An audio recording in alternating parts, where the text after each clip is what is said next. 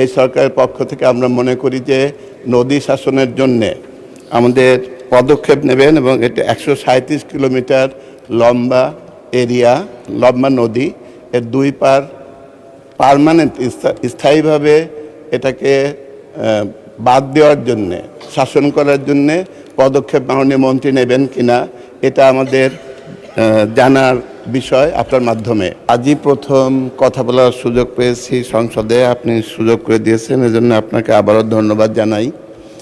আমরা ফরিদপুর 1 আসনে নানাবিধ সমস্যা আছে। এটা মধুখালী, বোয়ালমারী, আলফাডাঙ্গা উপজেলা, 3টা উপজেলা নিয়ে গঠিত একটা আসন, 630 বর্গ কিলোমিটার এরিয়া।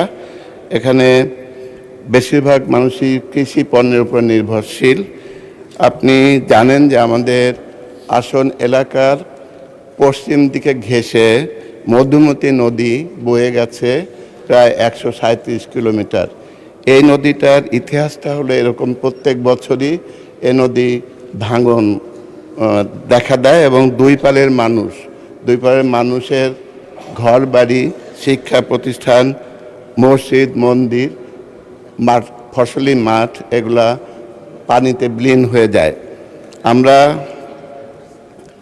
চিন্তা করেছিলাম যে এই নদী শাসনের জন্য যে এ যাবৎকালে যত টাকা বরাদ্দ করা হয়েছে সে টাকা যদি ঠিকমতো ব্যবহার হতো তাহলে আমাদের মনে হয় আমাদের আসন এলাকার লোকজনের এত কষ্ট থাকতো না, এত কান্নাকাটিও তাদের দেখতে হতো না।